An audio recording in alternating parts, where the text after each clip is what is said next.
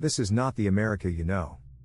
There is no New York, no Los Angeles, no Washington, D.C. in this timeline. The story of this continent wasn't written by European colonists.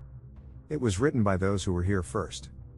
What if the tide of colonization was stopped, not by politics or treaties, but by a unified, unyielding resistance? What if a different America was forged from the fires of a war that the colonists lost?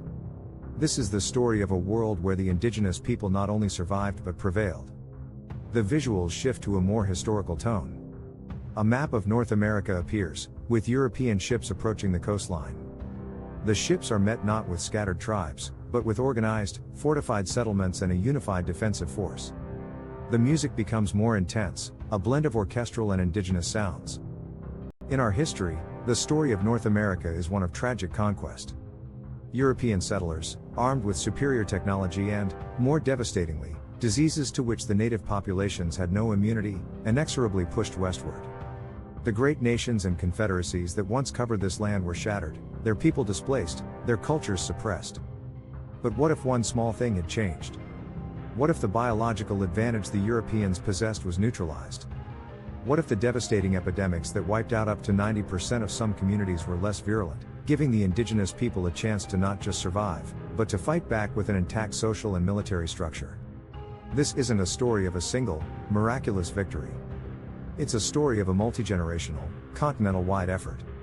It's a story of different nations, with different languages and different traditions, coming together for a shared purpose: survival. The very idea of the American continent as a blank slate for European settlement is erased. Instead, it is a land already occupied, already claimed, and fiercely defended. The myth of the New World is replaced by the reality of a world that was already ancient, already complex, and already home. The stage is set for a conflict that would not end with a decisive European victory, but with a surprising and profound defeat, the ripples of which would change the destiny of the entire planet. The continent would not be a melting pot but a mosaic, a tapestry of nations that defied the conqueror's ambition and wrote their own future. The point of divergence: the reality of history tells us that European diseases were the most devastating weapon against Native American populations. In some areas, these diseases wiped out up to 90% of the population, leaving communities decimated and unable to resist. But what if this critical, biological advantage was neutralized? Our point of divergence is a series of small, plausible changes that compound into a massive shift. Imagine that early European explorers carry a less virulent strain of smallpox, or that Native American populations have a natural genetic resistance. The death tolls are still high, but they are not apocalyptic. The indigenous people have a chance to not only survive but to unite. Their communities, while wounded, remain largely intact, capable of rebuilding and reorganizing. This demographic survival is the foundation upon which everything else in this alternate timeline is built. This is where the political and military shift begins. Our new timeline sees the rise of a visionary leader, perhaps a composite of historical figures like Tecumseh and Pontiac, but with a greater scale of influence and success. This leader, or a council of leaders, understands that the Europeans' greatest strength is their unity and their greatest weakness is their rivalry. They learn to play the French, British, and Spanish against each other, securing arms and supplies. They develop and share advanced tactical knowledge, combining traditional guerrilla warfare with European firearms and fortifications. This is not a random, tribal resistance, it is a calculated, continental-wide effort. The key is unity. The Great Lakes Confederacy, for example, is not just an alliance of convenience. It's a cohesive military and political force that systematically pushes back against colonial incursions, proving that a unified front can repel even the most determined of foes. The victory isn't a single battle, it's a sustained, generations-long war of attrition. The colonists, facing an enemy that learns and adapts, with their supply lines constantly disrupted, and with no secure foothold to expand from, eventually realize that colonization is an unsustainable effort. They are not defeated in a single blow, but rather worn down until they are forced to retreat to their coastal enclaves, and ultimately, a negotiated peace is the only path forward. The terms of this peace would be a profound reversal of our history. The indigenous nations would dictate the terms, forcing the European powers to recognize their sovereignty and limit their presence to specific, fortified trading ports. The vast, fertile interior of the continent remains under the control of the native nations. This is not a story of a one-time rebellion, but of a complete and total reversal of power dynamics. The indigenous nations of North America become a new, formidable power block on the world stage, a testament to the strength of unity and a direct challenge to the very idea of European imperial expansion. The continent is no longer a prize to be won, but a power to be reckoned with. The world is different, and it's because a single idea, that of a great confederacy, changed everything. The new world order with the colonial threat contained, a new geopolitical landscape emerges. The continent of North America is not one nation but a mosaic of powerful, independent nations, each with its own identity and power. The era of European expansion is over, replaced by an era of indigenous self-governance and diplomacy. The continent is now a tapestry of nations, a complex web of alliances and rivalries that defy the old colonial maps. In the Northeast, we have the Great Lakes Confederacy, a technologically advanced and politically unified nation, controlling the lucrative fur and timber trade. Their society is a unique blend of ancient wisdom and modern technology. They have adopted European-style manufacturing and science, but have integrated it into a social and political structure based on their traditional clan systems and a profound respect for nature. They are a hub of commerce and diplomacy, with a sophisticated system of governance that blends traditional council structures with modern political thought. Further west, the Plains Nations, a powerful alliance of equestrian tribes, dominate the vast Central Plains. Their society is built on a blend of ancient traditions and a mastery of a new technology, the horse. Their military prowess and control over the great buffalo herds make them a formidable power, capable of dictating terms to any outsider. Their culture, centered on the buffalo and the vast open spaces, is a testament to the power of adaptation and resilience. In the Southwest, the Pueblo nations become a center of culture and agriculture, their ancient cities now bustling centers of art, trade, and intellectual pursuit. Their mastery of desert farming and their unique architectural heritage become models of sustainable living for the entire continent. In this world, the former European powers are relegated to coastal enclaves and trading outposts, much like European powers were in parts of Asia. The British hold on to a few port cities, the Spanish retain some control in Florida and California, and the French maintain a presence in what is now Quebec. Their relationship with the new Native American nations is one of equals, not of conqueror and conquered. Treaties are made and broken, trade routes are established, and a new kind of diplomacy, unique to this continent, is forged. The concept of an American identity, a melting pot of European cultures, is replaced by a pan-continental sense of indigenous identity, a shared history of resistance and triumph.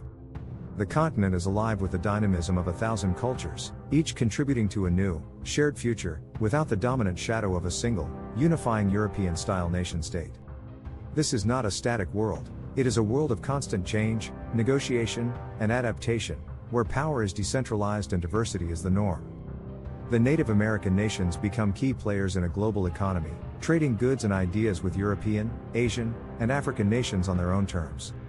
The very notion of who controls the world's resources is turned on its head, and the age of unchecked imperialism is brought to a premature end. A different global stage. The absence of a dominant European colonized America fundamentally reshapes the global stage, creating a world unrecognizable from our own. The American experiment, a melting pot of European cultures, served as a release valve for European population pressure and a massive source of resources and wealth. Without this crucial component, the great powers of Europe would be forced to find new avenues for expansion and a new balance of power. The global geopolitical chessboard is entirely rearranged. The British Empire, which in our timeline leveraged its North American colonies as a key source of resources and a strategic naval base, would be a significantly weaker entity.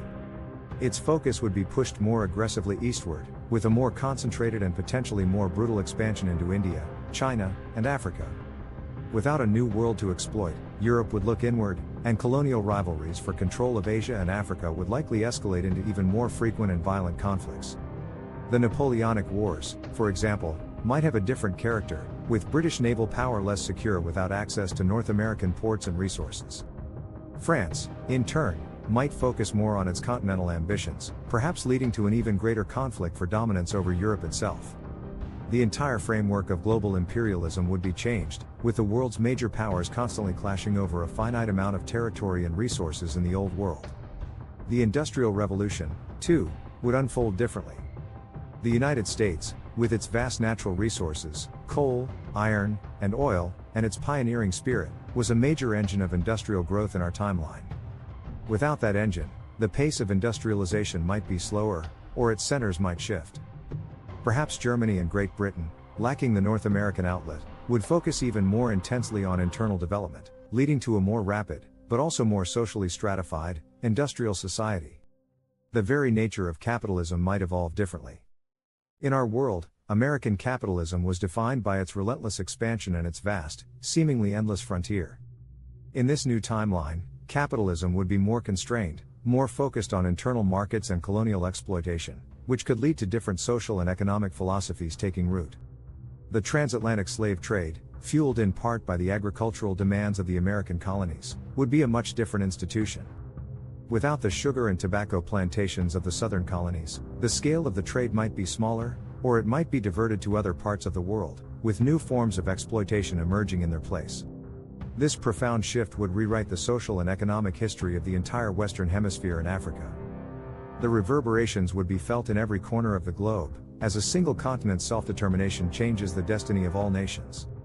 The rise of a different kind of power in North America means the world is not simply a stage for European ambitions, but a complex arena where new players, new ideas, and new conflicts emerge. The ripple effect of a Native American victory is a cascade of changes that forever alters the course of human history. The modern world, 20th and 21st centuries. As the timeline moves into the 20th and 21st centuries, the world we know is gone. The two world wars, global conflicts of an unprecedented scale, would be entirely different. There is no American power to act as the arsenal of democracy, to provide a seemingly endless supply of men, money, and materiel. The outcome of both wars, particularly the second, would be far from certain. In a world without the United States, would the Allies have been able to defeat the Axis powers? The Soviet Union would have borne the brunt of the fighting, but with no American industrial output to support them, the war in Europe might have ended with a very different outcome. A different set of alliances might form, perhaps with Britain and the Soviet Union having a more uneasy and direct relationship against a dominant German power, leading to a different kind of global conflict. The very nature of the war would be different. Without the American push into Normandy, the entire European theater of the war would unfold with a very different pace and result. The Cold War, the defining struggle of the latter half of the 20th century, would also be fundamentally changed. It would not be a bipolar conflict between the United States and the Soviet Union. Instead, it would be a multipolar struggle. There would be a powerful Soviet Union, a more fragmented and struggling Europe, and the powerful, independent Native American nations in North America. These nations, with their own unique political and social systems, would not align with either side in the same way. They might form their own sphere of influence, creating a third major player on the world stage. This would lead to a more complex and dynamic geopolitical landscape, where the traditional lines of conflict are blurred and new forms of diplomacy and power politics emerge.